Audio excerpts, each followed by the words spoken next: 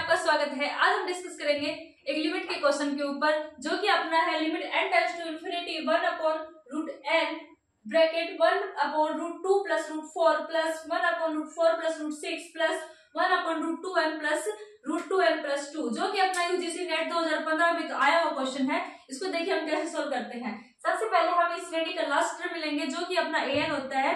Last term अपना an इस श्रेणी का 1/√2n प्लस √2n प्लस 2 है। इसको हम जब आगे सोल्व करेंगे तो देखिए रैशनलाइजेशन करके हम इसको आगे सोल्व करेंगे। जब हम इसका रैशनलाइजेशन करते हैं तो 2n माइनस में √2n plus 2 upon √2n minus में √2n प्लस में 2 आएगा। ठीक है, इसका रैशनलाइजेशन करने के बाद जब हम इनको मल्टीप्लाई करेंगे, जब हम किसी डिजिट को 1 से मल्टीप्लाई करते हैं तो हमारे पास वही डिजिट आती है। जैसे देखिए √2n माइनस में √2n प्लस 2 को जब 1 से मल्टीप्लाई किया तो हमारे पास वही सेम आ गया। उसके बाद जब हम नीचे वाले को मल्टीप्लाई करेंगे तो ये आपस में मल्टीप्लाई हो जाएंगे।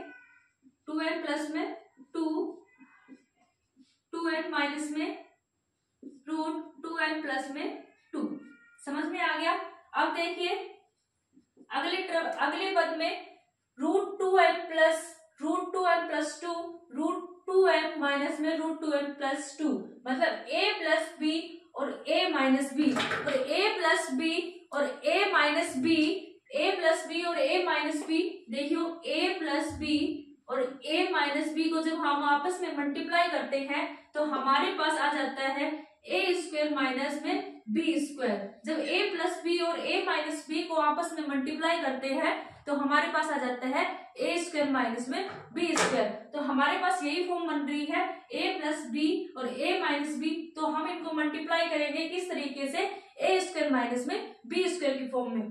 ठीक है, देखिए ऊपर वाला सेम रहेगा, √2n माइनस में √2n प्लस में 2 अपॉन a² मतलब √2n का स्क्वायर माइनस में b² मतलब √2n प्लस में 2 का स्क्वायर। समझ में आ गया। इसके बाद जब हम इसको आगे सोल्व करेंगे तो देखिए √2n माइनस में √2n प्लस में 2 अपॉन √2n को जब स्क्वायर करेंगे तो हमारे पास आ जाएगा √2n माइनस में जब √2n प्लस 2 का स्क्वायर करेंगे तो अपने पास आ जाएगा 2n प्लस में 2। इसको आगे सोल्व करेंगे तो हमारे पास आएगा √2n माइनस में √2n प्लस में 2 अपॉन 2n माइनस, जब अंदर मल्टीप्लाई होगा तो -2n माइनस में 2 जब आपस में कैंसिल होने के बाद हमारे पास आ जाएगा an is equal to √2n minus में √2n प्लस में 2 अपॉन माइनस में 2। ठीक है, अपने पास an आ गया √2n माइनस में √2n प्लस में 2 अपॉन माइनस में 2।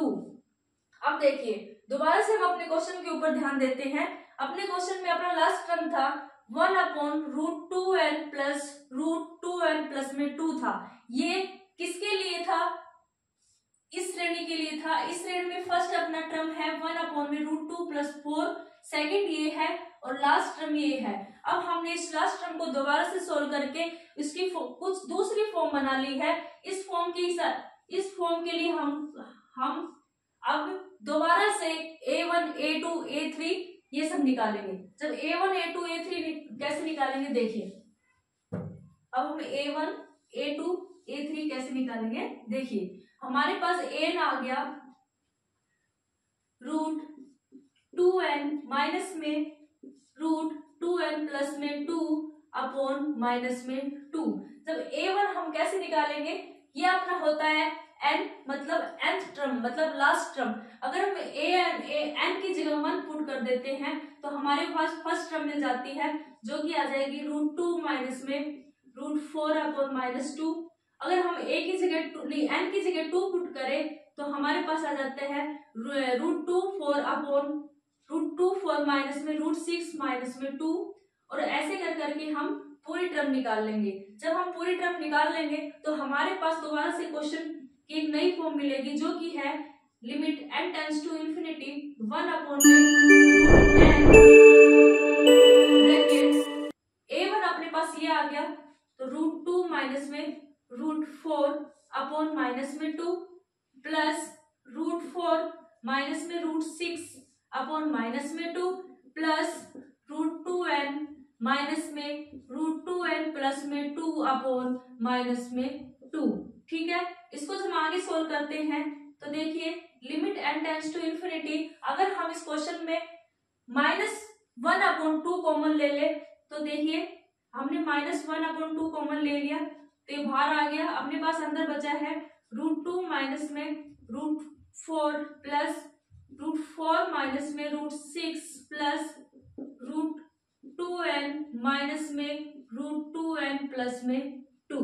ठीक है, देखिए 2 को छोड़ के -4 से +4 कट जाएगा, -6 से +6 कट जाएगा, ऐसे ऐसे -2n भी कट जाएगा, -√2n भी प्लस √2n भी हमारा किसी ना किसी से कैंसिल हो जाएगा। तो अपने पास बन जाएगा limit n tends to infinity -1 upon 2 root n root 2 minus में रूट 2n प्लस में 2 आ जाएगा। समझ में आ गया? अब हम इसको ब्रेक कर लेते हैं, मतलब कि रूट 2 को सबसे पहले इसके साथ मल्टीप्लाई करके देखिए माइनस में रूट 2 अपॉन 2 रूट n, उसके बाद दोबारा से इसकी लिमिट अलग लगाएंगे, इसकी लिमिट लगाएंगे तो देखिए ये अपना माइनस का है, माइनस माइनस अपना प्लस हो जाएगा, तो अपने पास ये आ जाएगा limit n tends to infinity root 2n plus में 2। ठीक है, अपॉन में 2 रूट n। समझ में आ गया? इसके बाद हम जब इसको आगे सोल्व करते हैं तो देखिए आगे सोल्व करेंगे तो अपने पास ये फॉर्म बन गई है minus limit n tends to infinity -√2 upon में 2 रूट n। सबसे पहले मैं आपको इसको सोल्व करके दिखाती हूँ। अपने पास एक ये टर्म आई है √2 अपॉन रूट, इसको ऊपर लिख देती हूँ मैं, देखिए यहां लिख देती हूँ,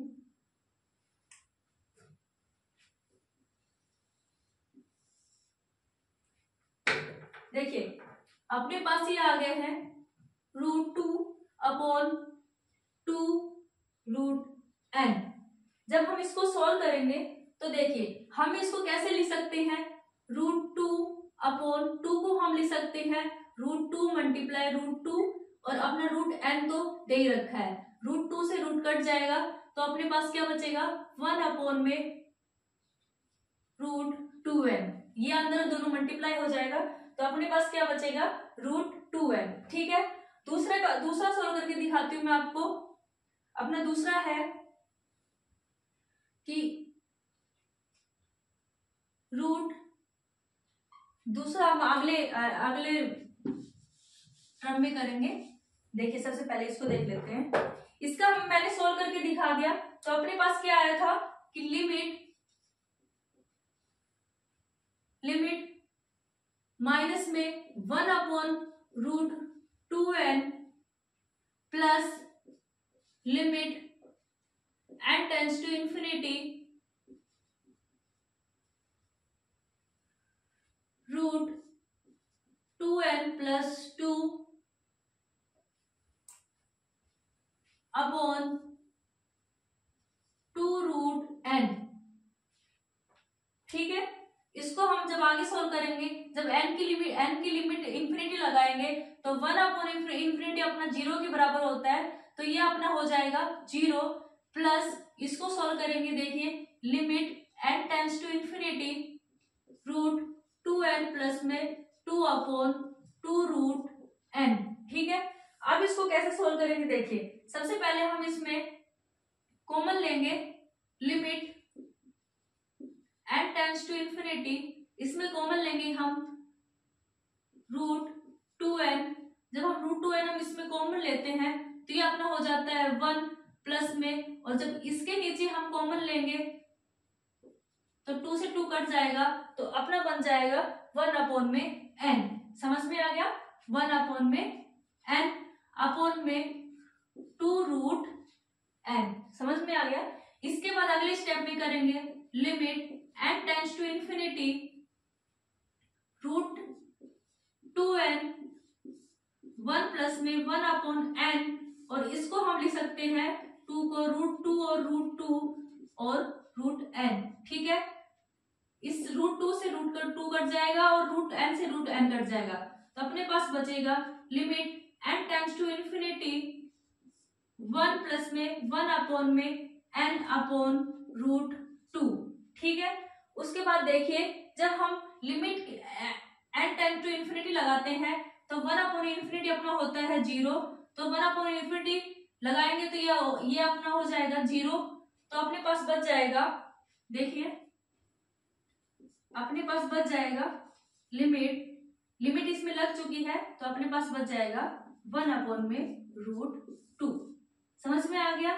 दोबारा से इसको रिवाइज करवा देती हूँ मैं आपको। सबसे पहले हमने क्वेश्चन को पढ़ा था, क्वेश्चन को पढ़ने के बाद हमने an टर्म ली, an को हम दोबारा से सोल्व किया। दोबारा से सोल्व करने में हमने देखा कि सबसे पहले हम रैशनलाइजेशन करते हैं, रैशनलाइजेशन करने के बाद हमें a प्लस बी और a माइनस बी की फॉर्म मिलती है, और a प्लस बी और a माइनस बी हमारा फॉर्मूला होता है जो कि a square minus B square के बराबर होता है। a स्क्वायर और माइनस बी स्क्वायर के रूप में हमने इस क्वेश्चन को सोल्व किया। क्वेश्चन को सोल्व करने के बाद हमारे पास an की एक दूसरी फॉर्म मिल गई। जब an की दूसरी फॉर्म मिली तो सबसे पहले इस फॉर्म के हिसाब से हमारे पास ये श्रेणी थी। जब हमें दूसरी फॉर्म an की मिली तो उसके हिसाब से हमने दोबारा से a1 a2 a3 a4 निकाले। a1 a2 a3 फॉर्म निकालने के बाद हमने क्वेश्चन को एक दूसरे रूप में बदल दिया। जब क्वेश्चन को दूसरे रूप में बदला उसके बाद -1/√2 हमारे पास कॉमन आ रहा था, उसको हमने कॉमन लिया। उसके बाद देखा कि -4 से -4 कट रहा है, मतलब डिजिट दूसरी डिजिट से कटते जा रही है। उसके बाद डिजिट कटने के बाद हमारे पास दो टर्म बची, √2 माइनस में √2n + 2। उसके बाद हमने इसको ब्रेक कर दिया, मतलब √2 को अलग से मल्टीप्लाई कर दिया और -√2n + 2 को अलग से मल्टीप्लाई कर दिया। उसके बाद हमने इसको सोल्व किया। इसको सोल्व करने के बाद कट करके -1/√2n लेके आए। उसके बाद प्लस ये सेम लिख दिया, और जब हमने लिमिट लगाई तो 1/∞ हमारी 0 होती है, तो ये अपनी टर्म 0 के इक्वल हो गई। प्लस में दोबारा से इसको आगे सोल्व किया। आगे सोल्व करने पर सोल्व किया तो उसमें हमने √2n को कॉमन लिया। √2n को कॉमन लेने पर हमें यहाँ पे 1 मिल गया, प्लस में 1/n मिल गया। उसके बाद फिर से सोल्व किया तो हमने जो कैंसिल हो रहे थे उनको कैंसिल किया। उसके बाद हमारे पास एक 1/n की फॉर्म आ गई। 1/n की फॉर्म में जब हमने n टेंड्स टू इंफिनिटी की लिमिट लगाई तो हमारे पास फिर से 1/n 0 के रूप में हो गया, जो कि अपना लास्ट आंसर आ गया 1/√2। Thank you.